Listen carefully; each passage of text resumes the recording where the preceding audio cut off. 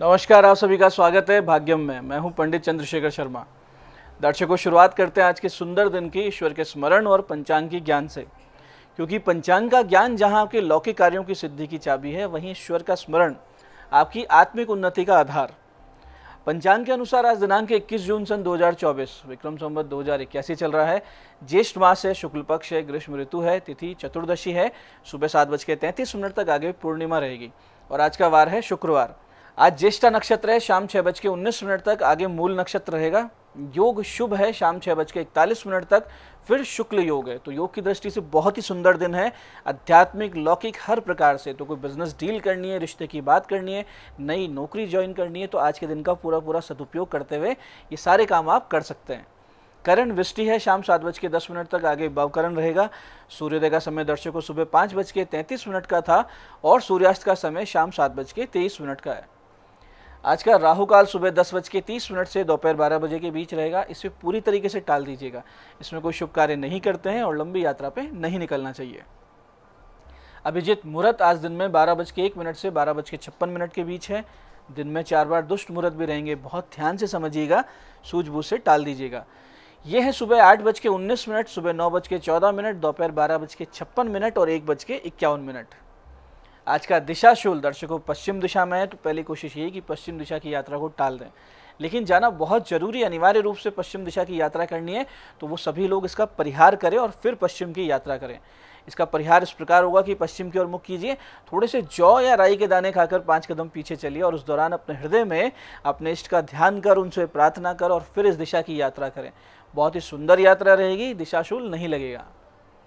आज का शुभ समय दर्शकों, यानी आज के दिन का पूरा सदुपयोग करने का समय है सुबह 8 बजे से लेकर सुबह 10:30 तक, फिर दोपहर 12:30 से 2 बजे तक, फिर शाम 5:40 से 7:20 तक। तो इन तीनों कालखंड का पूरा सदुपयोग कीजिएगा। आज की चंद्र राशि दर्शकों वृश्चिक है, शाम 6:19 तक आगे चंद्रमा बृहस्पति की राशि धनु में प्रवेश कर जाएंगे, जिससे आज का दिन सभी 12 राशियों के लिए कुछ इस प्रकार रहने वाला है। सबसे पहले बात करते हैं मेष राशि की। तो मेष राशि वालों को आज वाहन चलाने में विशेष सावधानी रखनी है, क्रोध करने से भी बचना है। वहीं वृष राशि वाले अपने जीवन साथी या प्रेमी से आज छोटी मोटी कहासुनी होने से रहेंगे परेशान। तो मिथुन राशि वाले शत्रु बाधा का सामना करेंगे, हालांकि बिगड़ेगा आपका कुछ भी नहीं, लेकिन छोटे मोटे व्यवधान आपके कार्यों में अवश्य आएंगे। कर्क राशि वाले जो छात्र छात्राएं हैं भविष्य को लेकर रहेंगे चिंतित। सिंह राशि वालों को घर में अशांति झेलनी पड़ेगी और किसी जमीन वाहन की खरीद की कोशिश में है, तो ध्यान रखें, एक तो जमीन में सोच समझ के सौदा करें और पुराने वाहन के ऊपर विचार ना करें। कन्या राशि वालों को अपने भाई बहनों से मिलेगा समर्थन, आगे बढ़ने की प्रेरणा। तो तुला राशि वाले बोलने में रखें विशेष सावधानी, आपकी वजह से कोई परेशान हो सकता है, हर्ट हो सकता है। वृश्चिक राशि वाले अवसादग्रस्त रहेंगे और उनको मोटिवेशन की नितांत आवश्यकता रहेगी। धनु राशि वाले किसी प्रकार के प्रलोभन में आकर अपना पैसा कहीं ना अटकाएं, ये ध्यान रखें। मकर राशि वाले अपनी किसी मनोकामना को पूरी होते हुए देखेंगे। वहीं कुंभ राशि वाले भाग्य से पाएंगे कुछ रुकावटों के बाद में अच्छा सपोर्ट।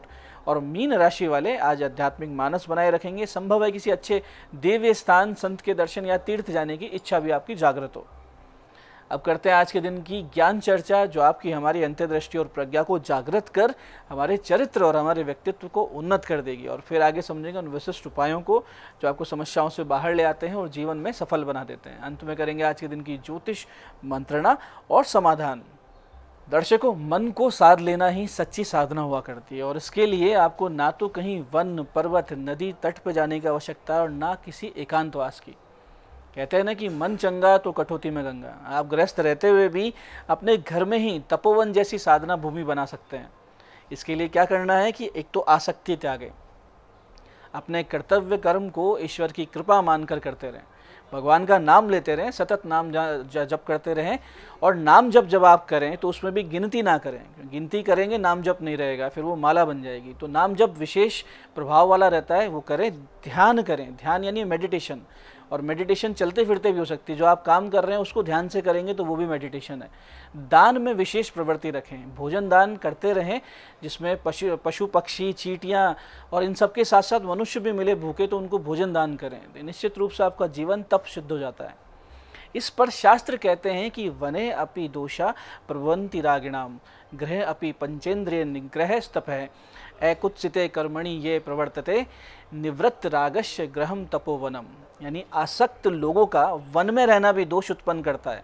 जो आसक्ति से भरे हुए हैं वो वन जाकर भी कुछ ना कुछ गड़बड़ी करेंगे। घर में रहकर पंचेंद्रियों का निग्रह करना, इसको तप कहते हैं। जो दुष्कृत्य में प्रवृत्त होता नहीं और आसक्ति रहित है, उसके लिए तो घर ही तपोवन है। तो अपने घर को तपोवन बनाने के लिए ईश्वर का ध्यान करते रहें, नाम जप करते रहें, कर्तव्य कर्म को भगवान का प्रसाद मान के करते रहें, जीवन बहुत सुंदर बन जाएगा। ये आज की ज्ञान चर्चा का सार है। अब बात करते हैं उन विशिष्ट उपायों पर जिनकी सहायता से हमें ईश्वरीय प्रेरणा मिलती है, शक्ति स्रोत प्राप्त होता है, जो हमारे संकटों का नाश कर हमें सफलता की ओर अग्रसर करता है। सबसे पहले बात करते हैं उनकी जिनका जन्मदिन है। तो जिनका जन्मदिन है, आज आप सभी एक सूखे नारियल के गोले में अलसी का तेल भरें, अपने ऊपर से उसका उतारा करें और जल में प्रवाहित कर दें और भगवान विष्णु जी के मंदिर में जाके आज एक शंख अर्पित करके आएँ। इसके साथ ही आज भगवान शिव जी पर अर्पित किए हुए गंगा जल और मिश्री मिले हुए दही से अनेक समस्याओं का निश्चित रूप से अंत होगा। उत्तम स्वास्थ्य और शिव कृपा प्राप्ति के लिए आज आप लोग अधिक से अधिक संख्या में महामृत्युंजय का जप भी कीजिए। बहुत ही सुंदर आने वाला वर्ष बीतेगा इन छोटे छोटे उपाय से। ऐसे ही दर्शकों, जिन लोगों को बार बार स्वास्थ्य में समस्या आती है, बीमार बहुत पड़ते हैं, या फिर शारीरिक स्वास्थ्य के अलावा दृष्टि दोष लगता हो, नज़र लग जाती हो थोड़े थोड़े दिनों में, चंद्रमा बड़ा वीक हो जन्म पत्रिका में, वो लोग आज दिन में 10:30 से दोपहर 12 बजे के बीच माता दुर्गा के मंदिर जाएं और भगवती को 2 सजल नारियल यानी पाने वाले नारियल एक लाल चुनरी में रख कर और फिर अर्पित कर दें और पूरे मन से उनसे प्रार्थना करें, अपनी सारी समस्या भगवती को बोलें और इस दौरान मन में ध्यान करें आंख बंद करके। तो भगवती का महिषासुर मर्दनी स्वरूप का ध्यान करें, क्योंकि वही स्वरूप आपके सारे संकटों का नाश करेगा। और फिर इस अति विशिष्ट मंत्र का 30 से 35 मिनट ध्यान लगाकर जप करें। मंत्र के अर्थ को हृदय में आत्मसात करते हुए जप करना है, समस्याओं में निश्चित रूप से कमी आएगी। जो मंत्र जाप आपको करना है वो इस प्रकार है, ध्यान से समझिएगा।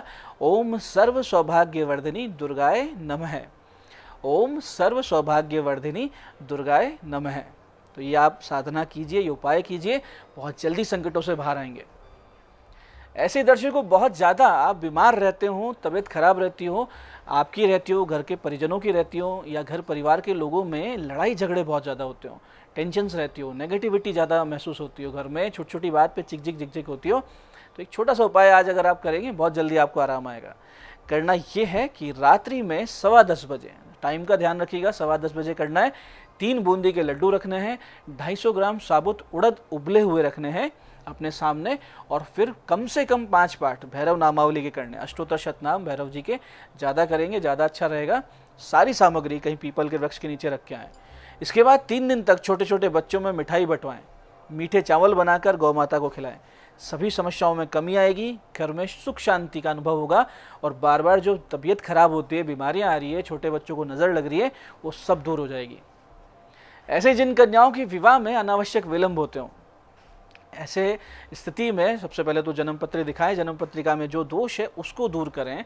उसके साथ साथ ये उपाय भी कर लीजिए कि हर मंगलवार गौ माता को 2 रोटी बिना नमक की और गुड़ खिलाने की आदत बनाएं, और 1.25 मुट्ठी चीनी, 1.25 मुट्ठी साबुत चावल 11 रुपये सिक्के के रूप में हो, 1-1 रुपये के सिक्के में, इन्हें एक सफ़ेद वस्त्र में बांधकर पूजा स्थान पर रख दें। रोजाना 2 घी के दीपक जलाएं और 3 माला इस विशिष्ट मंत्र की गणेश जी का ध्यान करते हुए करें। ये लड़की को खुद को करना है और कन्या करती रहेगी, बहुत जल्दी अच्छा विवाह तय हो जाएगा। जो मंत्र जाप करना है वो इस प्रकार है। ओम गौरी हृदय नंदनाय विघ्न नाशाय नमः। ओम गौरी हृदय नंदनाय विघ्न नाशाय नमः। जब आपका कार्य सिद्ध हो जाए, यानी रिश्ता तय हो जाए अच्छी जगह पे, तो वो जो सामग्री पोटली में बांध के रखिए, उसको किसी नदी में जाके प्रवाहित जरूर कीजिएगा। ऐसे ही दर्शकों, जिन लोगों को आर्थिक संकट बहुत ही ज़्यादा भारी हो चुका है, कहीं से अच्छी आर्थिक स्थिति बन नहीं रही है, इनकम सोर्स नहीं बढ़ रहा है और कहीं ना कहीं कर्ज भी बढ़ चुका होगा, जिसके चूकने के कोई रास्ते आपको दिखते नहीं हैं, तो एक बहुत ही छोटा सा लेकिन विशिष्ट प्रयोग आज से आप 11 दिन के लिए शुरू कीजिए। 11 दिन में कहीं ना कहीं से कोई रास्ता खुलेगा, कोई मार्ग बनेगा और आगे आप साधना भी करते रहेंगे और कहीं ना कहीं से आर्थिक स्थिति भी सुधरती रहेगी। एक चित्र लाइए भगवती लक्ष्मी का, अपने सामने लाल वस्त्र पर स्थापित करके चांदी का सिक्का, 11 पीली कोड़ी, 11 गोमती चक्र, 1 काली हल्दी उनके सामने रखें। गणेश पूजन, माता लक्ष्मी पूजन करके अपनी समस्या भगवती को कहें और आधा घंटा जाप इस विशिष्ट मंत्र का नित्य 11 दिन करें। ज़्यादा करेंगे बहुत अच्छा रहेगा, 11 दिन तो करना ही करना है। अंतिम दिन सारी सामग्री को अपने धन स्थान पर रख दें जहां आप धन रखते हैं और फिर जो जीवन में चमत्कार घटित होगा, फिर जो आनंद आएगा वो आप देखेंगे, अपनी आर्थिक उन्नति, और अपने आप ही आप आश्चर्यचकित रह जाएंगे, इतनी स्पीड से आप रिकवर करेंगे। मंत्र है ओम श्रीम श्रीये नमः श्री विष्णु वक्ष स्थल स्थिताय नमः। ओम श्रीम श्रीये नमः श्री विष्णु वक्ष स्थल स्थिताय नमः। पूरे मन से इसके अर्थ को हृदय में आत्मसात करते हुए कीजिए, आनंद आएगा, भगवती कृपा निश्चित रूप से होगी। तो ये थे वो विशिष्ट उपाय जो आपको समस्याओं से बाहर ला रहे हैं और आपकी मनोकामनाएं पूरी कर रहे हैं। अब बात करते हैं आपके सवालों की, जिसमें हमारे पास जन्म पत्रिका आई है हमारी दर्शक सुशीला जी की। 22 दिसंबर 1978 का इनका जन्म है। सुबह 10:55 कोटा। तबीयत बेहद खराब चल रही है, उसका उपाय बताइए, इनका प्रश्न है। सुशीला जी, लग्न में केतु स्थित है, सप्तम में सिंह राशि के शनि राहु और चंद्र अष्टम भाव में है, और मंगल आपका अस्त है। ये सारी चीज़ें दर्शा रही है कि आप रक्त वात विकार से पीड़ित हैं, बहुत ज़्यादा डिप्रेशन में भी चल रही हैं। आपके अर्थराइटिस के भी योग हैं जो कि आगे जाके लकवा होने के योग भी बनाते हैं। तो किसी अच्छे योग संस्थान से बहुत सही तरीके से योग प्राणायाम का सीखिए और उसको अभ्यास में लाइए, क्योंकि बहुत सारी बीमारियां हैं। शनि के 7 गुना जप करवा लीजिए, राहु केतु की शांति करवा लीजिए, तो आपको इसमें निश्चित रूप से राहत आने लगेगी। इसके अलावा आप नित्य गौ माता को हल्दी चने की दाल खिलाएं, यानी चने की दाल भिगोई, उसमें हल्दी मिलाकर। इससे जो वर्तमान दशानाथ है यानी गुरु, वो भी आपको परेशान करना बंद कर दें। आज की दूसरी पत्रिका ये है हमारे दर्शक सुरेश जी की। 30 मई 1979 का इनका जन्म है। सुबह 10:33 कोटा। राजनीतिक भविष्य देखिए, इनका प्रश्न है। देखिए सुरेश जी, जबरदस्त राजयोग है जन्म पत्रिका में, गजकेसरी योग लग्न में है, गुरु और चंद्रमा साथ बैठे हैं, वो भी कर्क राशि में बैठे हैं, यानी चंद्रमा अपनी राशि में, गुरु अपनी उच्च राशि में। तो इस योग के बाद वैसे तो आपके जन्म पत्री में वैसे ही राजनीति का पूरा योग बन गया, कुछ और देखने की आवश्यकता नहीं। फिर भी दशम भाव देखें तो स्वराशि का मंगल इस तथ्य पर मोहर लगा रहा है कि आप राजनीति में बहुत ज़्यादा सफल होंगे। शनि राहु केतु की शांति अवश्य करवाइए, क्योंकि आपके शनि राहु का प्रेत दोष भी बन रहा है। तो ऐसे में क्या होता है कि धोखेबाजी निश्चित रूप से होती है, कहीं ना कहीं आपके रास्ते में कांटे बिछा दिए जाते हैं, तो वो ना हो, इसके लिए इनका शांति, इनका उपाय जरूर करवाएं। आज की तीसरी पत्रिका ये हमारी दर्शक सरोज जी की। 1 दिसंबर सन 2001 का जन्म है। सुबह 5:29 जयपुर। किस क्षेत्र में नौकरी की कोशिश करें, क्या टीचिंग लाइन में पॉसिबिलिटी है, इनका प्रश्न है। देखिए सरोज जी, पत्रिका में शिक्षा के क्षेत्र में सफलता के योग नहीं है। आपके लिए अच्छा ये होगा कि आप बैंकिंग और फाइनेंस के क्षेत्र में कोशिश कीजिए। बुध और शुक्र के जाप अवश्य करवा लीजिए, ताकि बहुत ज़्यादा आपको संघर्ष ना करना पड़े अपने करियर में। इस जुलाई 2025 से जुलाई 2028 के मध्य आपकी नौकरी अच्छी सी बताए हुए फील्ड में लग जाएगी। तो ये था आज का पंचांग विशिष्ट उपाय ज्ञान चर्चा। मैं पंडित चंद्रशेखर शर्मा ये आशा करता हूँ कि बताए उपायों को सही विधि, सटीक समय, अटूट श्रद्धा से करके आप पूरा लाभ उठाएंगे, और जो ज्ञान चर्चा, जो सत्संग हमने किया, इसे अपने जीवन में उतारेंगे, अपने जीवन को शिव में, सत्य में और आनंद में बनाएंगे। मैं महादेव से प्रार्थना करता हूँ कि जब आप हमारे बताए हुए उपाय करें तो आपके कष्टों का निवारण अवश्य हो और मनोकामना पूर्ति निश्चित रूप से हो। कार्यक्रम में बने रहने के लिए बहुत बहुत साधुवाद। भगवती आप सबका कल्याण करे। जय आदिशक्ति।